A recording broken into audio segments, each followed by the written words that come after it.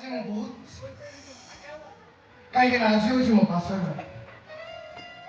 केते स्मृति केते असुनाई ए मधुर राति और केबे भी आसीबो ए मो प्रिया आसुची ता पाद पाउजर सोलो मते पागल कर दो जी पागल ए प्रियतम किछि कहो ना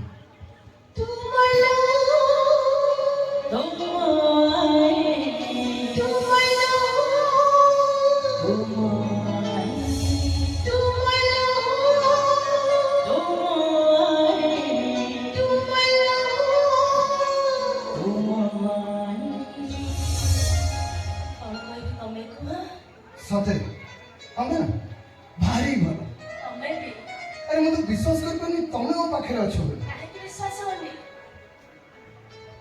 तो पाखे अछि अच्छा कहिलो तुम मते केते भलो पा तमे को कहो तमे मते केते भलो पा बहुत माने एते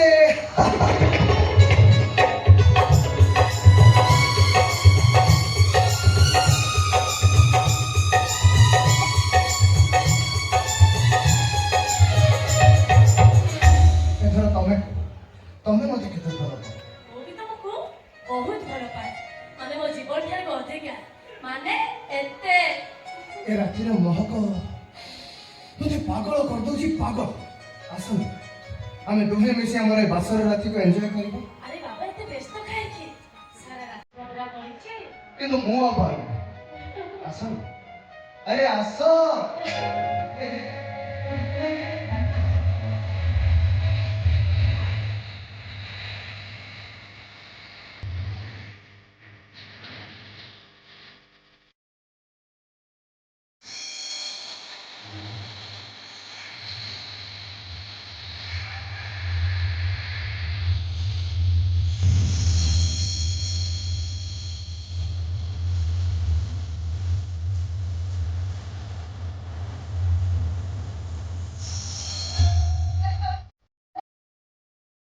ना बाबा छाई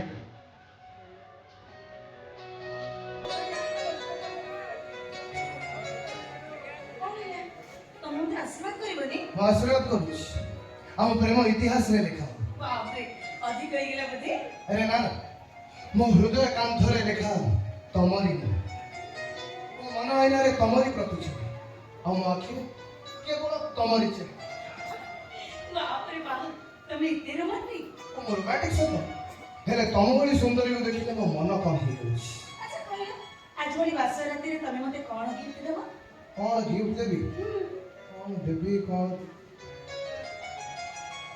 हाँ सुना गाड़ी के टंका नो केवल गोटे किस तम ओलोनी करो मो तम उठारे आखि देबी आज रो गिफ्ट ठीक है जी मॉडर्न ड्रेस अच्छा मु जीबी जे मते कहबो तम नाटा कोन हे भगवान तमे मो ना जानो तम इनविटेशन कार्यक्रम ना लेखा न हाँ हाँ लिखाई तो हेलो मु देखी छी हेले तम मोहरु सुनिया को चाहू कुह ना तम नाटा कोन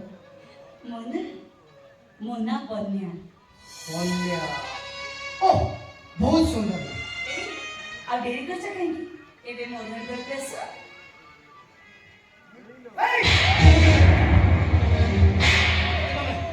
मु बजर शिक्षे तमे मो तो मस्ती बन्या तमे मस्त्री नो मोर जहां से तो भाग रही तमे से छोड़नो आरे माइकल को आश्रय के दी सकल मु जाननी ए तमे तो अविश्वास करछो ए देखो तमे विदेतिया मंगलसूत्र का ये नो तमे विदेतिया मोदी को ये नो तोरे तमन्ना लेके देखो डैड नीरू अजय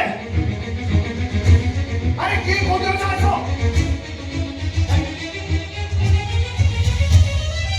ताचिने रे के 이 뭐고 뭔냐? 니라티 보자 만난 거지요. 미쳐 이 ବିଚିତ୍ର କଥା କହୁଛୁ ସେଦିନ ପୁରା ତୋରି ନାଁ ଲେଖା ହେଇଥିବା ହୀରା ମନ୍ଦିର ତା ହାତରେ ମୁଁ ପିନ୍ଧେଇ ଦେଇଥିଲି ଆରେ ସେ ମନ୍ଦିର ଟିକେ ଦେଖେଇଦେଲୁ ମୁଁ ଦେଖେଇଛି ବାପା ତଥାପି ଆପଣ ଯେତେବେଳେ କହୁଛନ୍ତି ହାଉ ଦେଖ मोर देखिया दरकार नहीं ଭାଇ ତୁ ଏମିତି କଣ କହୁଛୁ ତୋର ଯୋଉ ଭଲ କହିଲୁ विश्वास कर नीरू मो कथा को विश्वास कर मु जहां को भल पाउतले ए छियो से नो କଣ ହେଇଛି କି ତୋର କଣ କି ଆମେ ସବୁ ଗପି ଯାଉଛୁ मु गप कोनी डैड ये निराकरी पूजा करना कर झियो नो से मंदिर में भलो नाचे पूजा कर सकाळ संध्या जाय काना काना होए ସେ ଝିଅକୁ ମୁଁ ଭଲ ପାଉଥିଲି ଏ ଝିଅକୁ ନୁହଁ। ସେଇଟା ଆମ ଘର ଚାକରାଣୀ। ମୋ ବୋଉ ତାକୁ ମନ୍ଦିର ବେଳକୁ ପାଇକି ଆଣି ରଖିଛି। ତା ପରିଚୟ ସେଇଟା ଗୋଟେ ଜାରଜ। କୋଉ ପଛେ ସେ ଜାରଜ ମୋର କିନ୍ତୁ ସେଇ ଝିଅ ଦରକାର। ଭାଇ ତୁ କଣ ପାଗଳ ହେଇଗଲୁ? ଘରେ ଦିଟା ସ୍ତ୍ରୀ ରଖିବୁ, ଦ୍ୱିତୀୟ ପତ୍ନୀ ଗ୍ରହଣ କରି ମହାପାତ୍ର ଖଣ୍ଡନର କଳଙ୍କ ଲଗାଇବୁ? ଅସମ୍ଭବ। ସମ୍ରାଟ ମହାପାତ୍ର ବଞ୍ଚିଥିବା ପର୍ଯ୍ୟନ୍ତ ଏଇଟା କେବେ ସମ୍ଭବ ନୁହଁ। ଆରେ ମୋ କଥା ଶୁଣିବୁ କଣ ନାହିଁ? ବନ୍ୟାକୁ ମୁଁ କେବେ ମୋ ସ୍ତ୍ରୀ ବୋଲି ଗ୍ରହଣ କରିପାରିବି ନାହିଁ। ଭାଇ ତୁ ଏମିତି କଣ କହିଯାଉଛୁ? ତତେ ଭାବିନେବୁ ହବ ସେ ସବୁ ସ୍ୱପ୍ନ ଥିଲା ବୋଲି, ଆଉ ତତେ ଭାବିନେବୁ ହବ ବନ୍ୟା ଭାଉଜ ତୋ ସ୍ତ୍ରୀ ବୋଲି, ତାହେଲେ ଜଣଙ୍କର ଜୀବନ ନଷ୍ଟ ହେଇଯିବ। ହେ, ତୋ ଭାଉଜ ଖୁସି କରିବା ପାଇଁ ମୋ ଜୀବନକୁ ନଷ୍ଟ କରିପାରିବିନି। ତୋ ଜୀବନକୁ ତୁ ନଷ୍ଟ କରିଦେଇଛୁ। ଠିକ ପରିଚୟ ବଦଳରେ ଭୁଲ ପରିଚୟ ଦେଇଛୁ। ଯୋଉଥିପାଇଁ ଆଜି ଅଘଟଣ ଘଟିଲା। ଭାଇ ତୁ ସେ ପଛ କଥା ଭୁଲି ଯା ଭାଇ, ଦେଖିବୁ ତୋ ଜୀବନ ଖୁସିରେ କଟିଯିବ। ଏବେ ବି ସମୟ ଅଛି ନାଇଁ।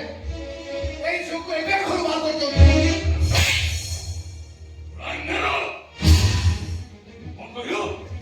ସମ୍ରାଟ ମହାପାତ୍ର ତା କୁଳଲକ୍ଷ୍ମୀକି ଘରୁ ବାହାର କରିଦେବ। ଏଟା ତ କହିବାକୁ ତୁ ସାହସ କରୁଛୁ କେମିତି?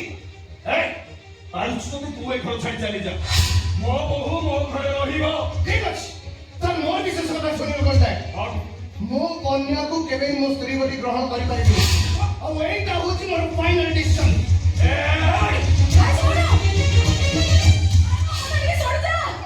ଡାଡି ଭାଇ ଚାଲିଗଲା ଡାଡି, ତାକୁ ଅଟକାଅ, ତାପରେ କଣ ହବ ଭାଉଜଙ୍କ ଅବସ୍ଥା? ମୋର କିଛି ହବନି ମ।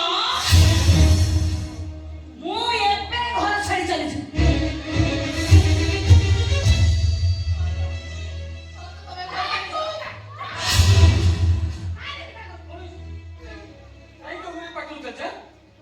ଭାଇ ଏ ଘର ଘର ହୋଇନାହିଁ, ଏ ଘର ଶ୍ରୀହୀନ ହୋଇଯାଇଛି। କଣ ହେଇଛି କଣ? ଭାଇ ଭାଉଜକୁ ଛାଡି ସବୁଦିନ ପାଇଁ ଏ ଘର ଛାଡି ଚାଲିଯାଇଛି। ମୁଁ ବି ତାଙ୍କ କଥା କଥା ଯାଉଛି। କାଇଁ ବୋହୂ? ତୁ ଏ ଘର ଛାଡ଼ି ଯାଇପାରିବୁନି। ଆଉ କୋଉ ସୁଖ ପାଇଁ ଏ ଘରେ ପଡି ରହିବି? What? ସମ୍ରାଟ ମହାପାତ୍ର ମୁହଁରେ ଜବାବ ଦଉଛୁ? ଜବାବ ଦଉଛି। ମୋ ସମ୍ରାଟ ମହାପାତ୍ର କଣ ପାଇଁ ମତେ ଏ ଘରକୁ ବୋହୂ କରି ଆଣିଛି? ସାରା ଜୀବନ ଏ ଘରେ ବନ୍ଧା ହେଇ ରହିବାକୁ କୁହନ୍ତୁ। ମୋ ପ୍ରଶ୍ନର ଉତ୍ତର ଦିଅନ୍ତୁ। ପ୍ଲିଜ ଭାଉଜ, ମୋ ଡାକି ଶୁଣିବ। ମୋ ଡାକି ସେମିତି ଲୋକନ ମୋତେ ହାତ ଦଉଛି। ତମେ ଘର ଛାଡ଼ି ଚାଲିଯାଉନି ପ୍ଲିଜ। ଭାଉଜ ତମେ ଘର ଛାଡି ଯାଅନି, ତାହେଲେ ମୋ ଡାଡିଙ୍କ ମୁଣ୍ଡ ତଳକୁ ହେଇଯିବ। ଏ ବୋହୂ, ମୋ ଶ୍ୱଶୁର ହେଇ ତତେ ହାତ ଯୋଡୁଛି ରେ ମା। ତୁ ଏ ଘର ଛାଡ଼ି ଯା ନା ପ୍ଲିଜ ଭାଉଜ। ମୋ ସାନ କଥା ମାନ। ତମେ ଘର ଛାଡ଼ି ଚାଲିଯାଉନି ପ୍ଲିଜ। ଭାଉଜ ଗୋଟେ ସାନ ଭଉଣୀ କଥା ମାନ ଭାଉଜ, ତମେ ଘର ଛାଡି ଯାଅନି, ଯାଅନି ଘର ଛାଡି। ଠିକ ଅଛି, ମୁଁ ଏ ଘରେ ରହିବି। ମୋ ବାପାଙ୍କ ଆଦର୍ଶକୁ ଅକ୍ଷୁଣ୍ଣ ରଖିବା ପାଇଁ ମୋ ସ୍ୱାମୀକୁ ଭୁଲ ବାଟରୁ ଠିକ ବାଟକୁ ଫେରେଇ ଆଣିବା ଚାହେଁ। ମୁଁ ଏ ଘରେ ରହିବି ଆଉ ଅପେକ୍ଷା କରିବି କୋଉଦିନ ମୋ ସ୍ୱାମୀ ମୋ ପାଖକୁ ଫେରି ଆସେ। ଆଉ ସେତେ ଦିନ ପର୍ଯ୍ୟନ୍ତ ମୁଁ ତାଙ୍କ ବାଟକୁ ରହିବି ଚାହେଁ।